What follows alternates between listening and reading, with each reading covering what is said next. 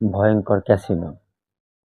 রাত জেগে মোবাইল হাতে চোখ লাল করে বসে থাকা মানুষটা ভাবে, আজ হয়তো ভাগ্য খুলবে। কিন্তু সে জানে না, এটাই তার ধ্বংসের শুরু। আজ আমরা দেখব কিভাবে অনলাইন ক্যাসিনো এক ভয়ঙ্কর ফাঁদে ফেলেছে লাখো মানুষকে। ক্যাসিনো, মনে রাখবেন, সব শুরু হয় কৌতূহল থেকে।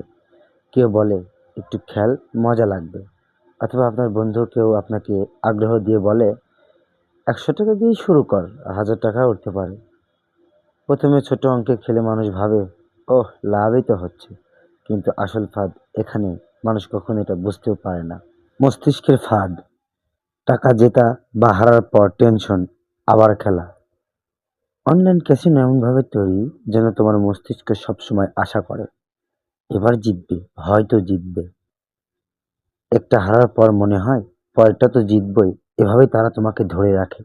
এই গেমগুলোর অ্যালগোরিদম এমনভাবে বানানো যাতে তুমি মাঝে মাঝে যেতো, কিন্তু মোটের উপর সব হারাও। ভয়ঙ্কর বাস্তবতা।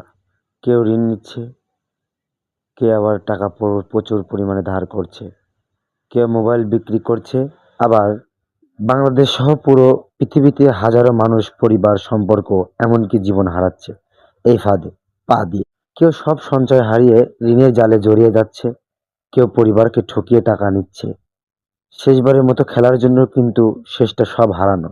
অপরাধের জাল, ডার্ক ওয়েব, বিদেশি সার্ভার, অর্থ লেনদেনের দৃশ্য। জেগে ওঠার সময়। ভাগ্য নয়, পরিশ্রমই তোমার প্রকৃত জয় এনে দেয়। মনে রেখো, অনলাইন ক্যাসিনো কখনো কাউকে জিততে দেয় না, ওরা শুধু হারায়। এখনই সময় আছে আপনার এই ভয়ঙ্কর ফাঁদ থেকে বেরিয়ে আসার।